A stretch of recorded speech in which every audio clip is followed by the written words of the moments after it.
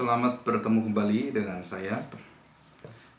Kami semua bersyukur karena kita masih bisa diberi kesempatan, walaupun merupakan satu keterbatasan. Jadi kita tidak ibadah secara onsite, tetapi ini adalah ibadah secara online. Dan akan kita pelajari hari ini adalah Matius pasal yang ke-7 tentang dua pohon, ya. Jadi kita akan melihat, minggu yang lalu kita bicara tentang dua jalan, yang lebar dan yang sempit. Nah, ini berkaitan dengan jalan itu. Kemudian kita akan melihat apa yang terjadi dengan orang-orang percaya, dan di masa akan datang Tuhan Yesus sudah mengingatkan, dan khususnya dalam kitab Matius kita akan belajar mendeteksi, jadi mengenal dengan sungguh-sungguh, mendeteksi ajaran nabi-nabi palsu yang merupakan serigala yang berkedok domba, serigala yang berbaju, berpakaian berbulu seperti domba. Dan subtemanya, tema di bawahnya adalah pohon yang baik menghasilkan buah yang baik, dan pohon yang busuk akan menghasilkan buah yang busuk. Jadi tidak mungkin berganti seperti itu. Nah, sebelum kita akan mulai, kita akan masuk dalam doa. Dan kita persiapkan untuk Matius pasal 7 ayat 15 sampai dengan ayat yang ke-20. Kita siapkan Alkitab kita dan kita akan masuk dalam doa. Mari kita berdoa. Bapa yang baik, pada hari Minggu ini Tuhan, kami percaya bahwa Engkau membawa kami kembali ke dalam satu kekuatan, bahwa hidup kami adalah hidup yang berdasarkan terang kekuatan firman Tuhan. Dan dengan pertolongan Roh Kudus, kami akan menemukan jalan yang sempit itu, jalan yang sungguh-sungguh merupakan jalan yang penuh dengan sukacita. Pada akhirnya jalan yang menuju kepada kehidupan kekal. Dan waktu kami melalui jalan ini, kami akan bisa mengenal hal-hal yang di luar daripada firman-Mu, hal-hal yang menyesatkan kami, yang menyeret kami ke dalam dunia ini, sehingga kami bisa bersyukur Tuhan, karena Engkau memberikan firman-Mu dan memberikan khotbah di atas bukit ini, dan memberikan juga satu kesimpulan yang sangat indah bahwa kami harus menjalani, dan tidak ada jalan di tengah, tidak ada jalan yang bisa kami lalui dengan kaki kami ada di jalan yang lebar dan kaki kami yang satu ada di jalan sempit. Dan itu tidak mungkin terjadi. Bukan jalan tengah yang disediakan yang supaya kami bisa berkompromi, tetapi sungguh-sungguh jalan sempit ini satu-satunya jalan, dan jalan yang Kristus jalani, yang akan membawa kami akan mengenal dan bisa mendeteksi ajaran-ajaran palsu, guru-guru palsu, berita Injil yang palsu, dan Mesias yang palsu, nabi-nabi yang palsu. Tuhan, tolonglah kami, dan kami serahkan hati kami. Tuhan, garap seperti tanah yang baik, sehingga hati kami sungguh-sungguh akan membawa satu hasil dari kuasa Roh-Mu, dan firman dalam hati kami imani, menghasilkan buah pertobatan, menghasilkan buah yang sungguh-sungguh yang baik, dari pohon yang baik, dari keselamatan dari Tuhan. Terima kasih Bapa, di dalam nama Tuhan Yesus kami serahkan doa kami. Amin. Nah, kita akan membaca di sini Matius pasal 7 ayat yang ke-15. Temanya adalah hal pengajaran sesat. Jadi ini sudah diingatkan Tuhan. Demikian bunyi firman Tuhan, dengan dibuka dengan satu kata, waspadalah, beware. Jadi awareness ini. Waspadalah terhadap nabi-nabi palsu. Perhatikan di sini, nabi-nabi palsu adalah bukan satu nabi, tetapi nabi-nabi palsu. Jadi banyak nabi-nabi yang datang kepadamu dengan menyamar seperti domba. Dengan menyamar. Jadi seolah-olah terlihat seperti domba. Dan begitu indahnya, begitu lemah lembutnya, begitu baiknya kelihatannya. Tetapi sesungguhnya mereka adalah serigala yang buas, serigala yang tamak, serigala yang hidup untuk dirinya sendiri, untuk kemuliaan sendiri, serigala yang mau-maunya sendiri, dan semua itu untuk berpusat pada dirinya. Dan ini adalah nabi-nabi yang palsu. Jadi kita akan bahas ini, dan kita masuk pada ayat yang ke-16. Demikian bunyi firman Tuhan, dari buahnya lah kamu akan mengenal mereka. Jadi kita diperlihatkan di sini, dari buahnya lah kamu akan melihat apa yang ada dalam hidup mereka. Dari buahnya lah kamu akan mengenal mereka. dapatkah seorang memetik buah anggur dari semak duri atau buah ara dari rumput duri? Jadi kalau hidupnya nabi-nabi palsu, guru-guru palsu itu baik, maka kita akan diberitahu oleh Tuhan Yesus, dapatkah orang memetik buah anggur dari semak duri? Kalau itu ajaran palsu, nabi palsu, bisakah kita mengambil dari hidupnya itu adalah buah yang baik, buah anggur dari rumput duri, dari semak duri, atau buah pohon ara dari semak-semak duri? Apakah ini mungkin? Jawabannya jelas, tidak mungkin dan mustahil, dan ini tidak akan mungkin. Ayat 17, demikianlah setiap pohon yang baik, dijelaskan setiap pohon yang baik menghasilkan buah yang baik, sedang pohon yang tidak baik menghasilkan buah yang tidak baik.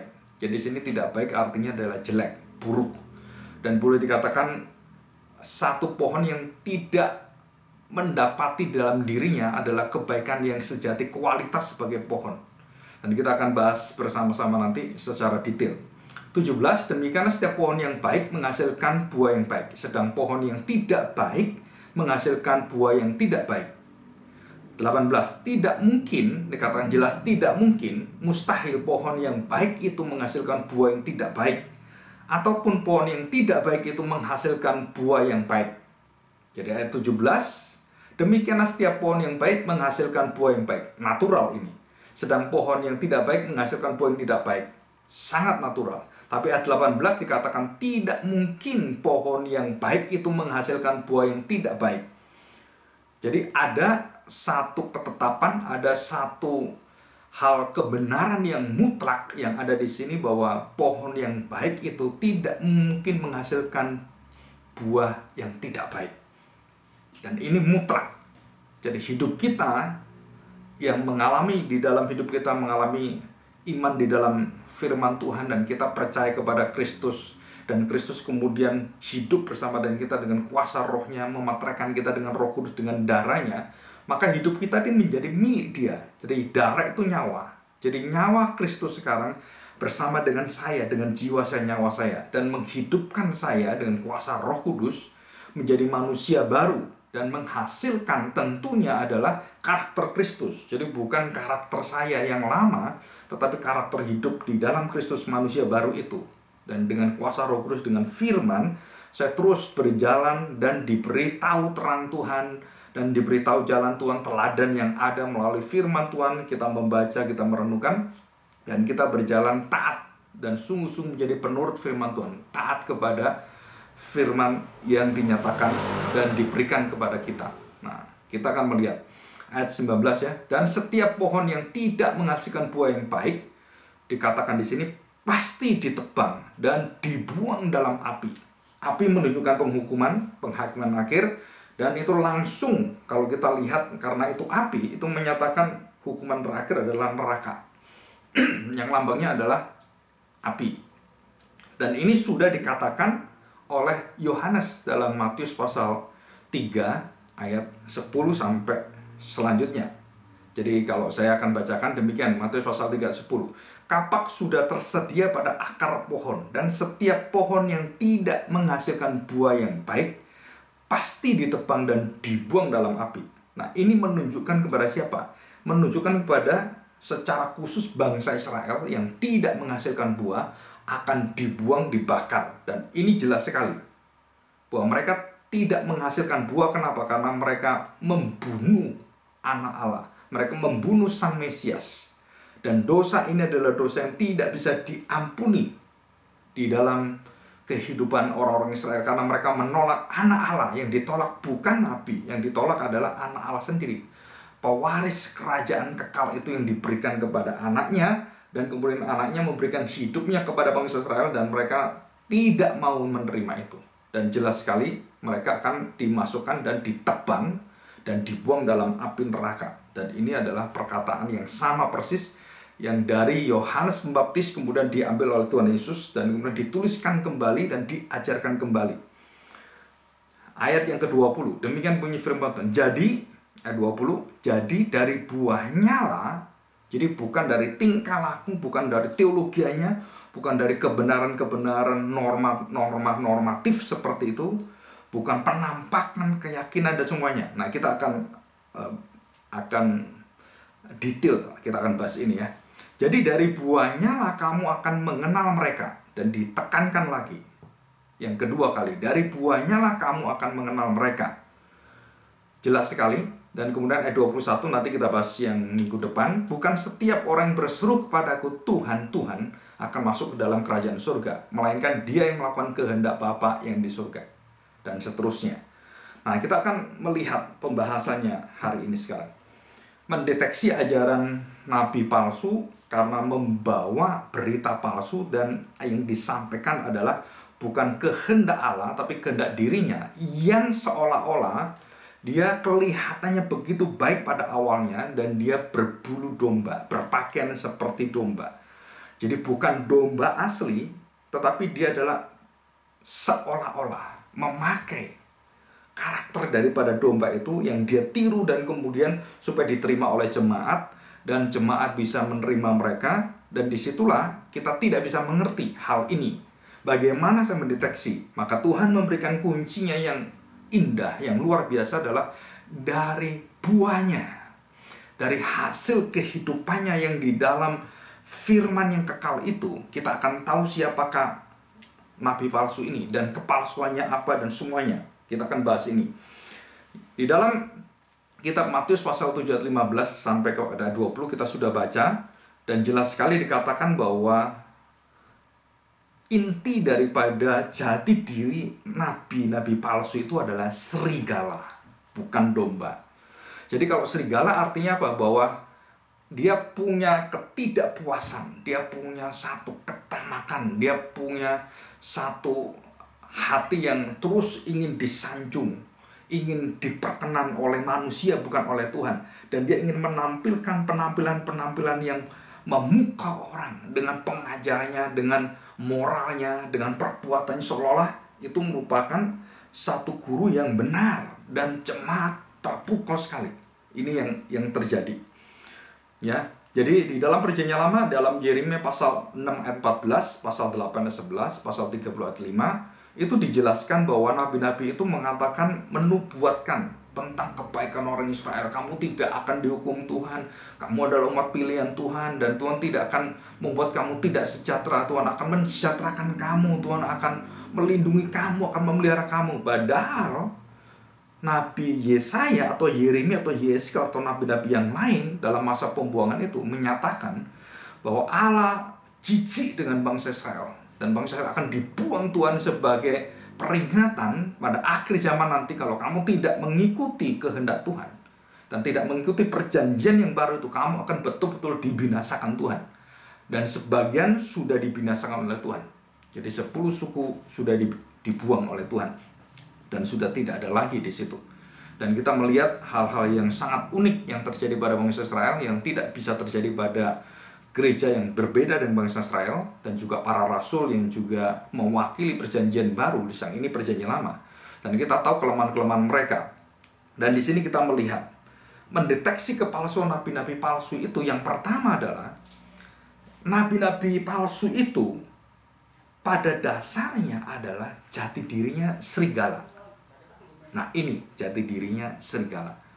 Dan dia memakai baju domba. Dia menyerupai, menjadi seperti domba. Mengapa menjadi seperti domba? Supaya dia bisa diterima di tengah-tengah jemaat. Jadi ini satu peringatan dari Tuhan Yesus, bahwa kita akan diterima, dan kita akan tidak bisa membedakan. Pada awalnya nabi-nabi palsu, guru-guru palsu, orang-orang Kristen yang palsu itu apa sebenarnya? Siapakah mereka? Kita tidak tahu. Seperti ilustrasi Tuhan Yesus tentang lalang dan gandum, itu juga sama. Tidak bisa dipetik pada saat itu, tapi menantikan kematangannya, menantikan buahnya, menantikan sungguh-sungguh kualitas yang dikeluarkan oleh nabi itu, nabi palsu itu. Nah, mereka selalu mengeluarkan adalah kerakusan, ketamakan, hidup seperti dunia ini, kesuksesan, dan banyak hal yang lain. Yang kita lihat seolah-olah begitu baik, begitu rohani, begitu saleh, dan sikap mereka begitu lembut dengan senyumannya. Dan banyak sekali hamba-hamba Tuhan yang ada di TV, penginjil-penginjil dari Amerika, dari Afrika, dari semuanya, dengan penampilan-penampilan yang sangat ramah, dan penuh dengan senyuman. Ada yang dikatakan smiling evangelist, ada smiling pastor, dan banyak sekali, dan bukunya begitu banyak dicintai dengan orang dan bahkan diagung-agungkan. Dan sikap dia adalah sikap yang membawa satu sepertinya berita Injil, kesejahteraan, berita tidak ada penderitaan, berita yang membawa mereka selalu, kamu akan sukses selalu, dan kamu harus mempunyai kekuatan iman yang bisa mengklaim segala sesuatu, bahwa kamu menerima dari Tuhan dengan kuasa dan dengan keyakinan kamu bisa melakukan itu dan bisa mengambil dunia ini menjadi berkat bagi kamu. Dan ini semua adalah pengajaran-pengajaran yang sangat tamak sekali dan tidak pernah bisa membawa kita kembali kepada jalan yang sempit. Ini jalan yang lebar diajarkan mereka. Yang kedua, mereka memiliki kefasihan, dan semua kriteria sebagai tanda orang Kristen mereka miliki semua. Rajin ke gereja, apalagi mereka hamba Tuhan.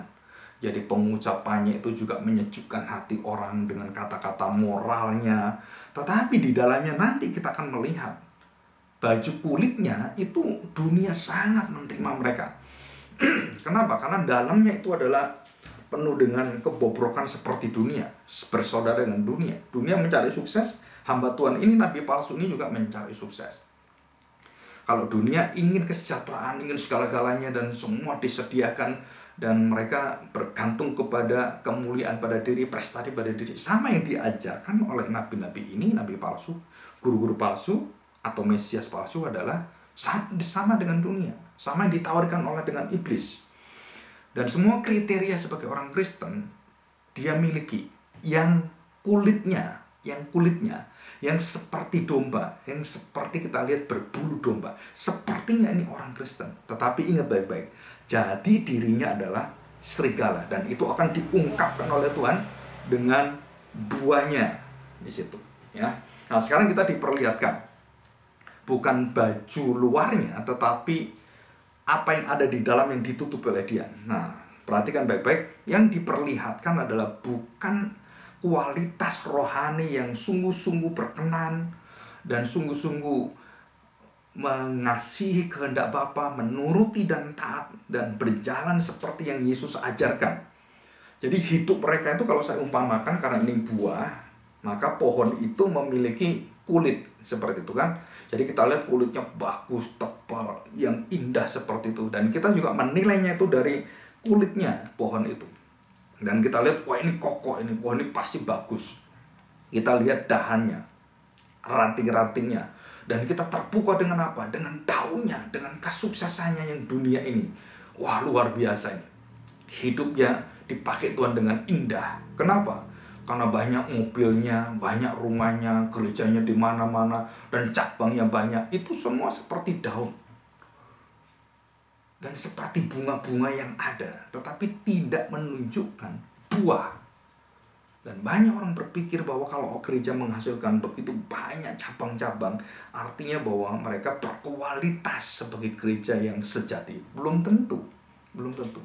Banyak orang buka pos di sana sini dan menyatakan bahwa ini keberhasilan kami membaptis orang, dan berapa orang yang dibaptis bulan ini, semua dinyatakan bahwa itu kualitas rohani. Bukan, itu bukan kualitas rohani. Kualitas rohani itu adalah anugerah Tuhan seutuhnya.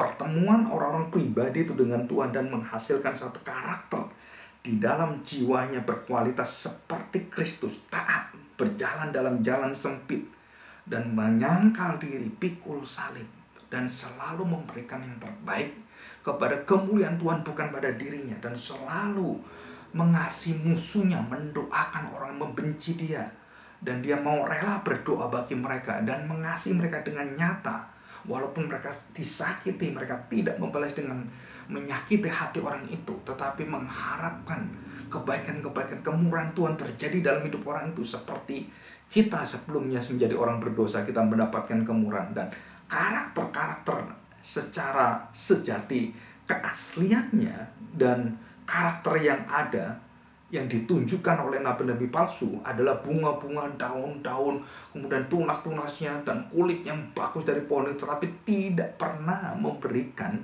hasil buah yang baik, yang matang, yang memberkati semua orang di sini. Ya. Dan kita akan melihat langkah selanjutnya, kita harus hati-hati dengan motivasi guru-guru palsu. Kenapa demikian? Karena mereka mempunyai motivasi adalah bagaimana mereka mengeruk hal-hal yang kebaikan-kebaikan yang mereka lakukan dalam keagamaan, dalam iman yang mereka percaya yang salah dengan berita yang salah itu akan membawa satu kemuliaan yang besar kepada dirinya.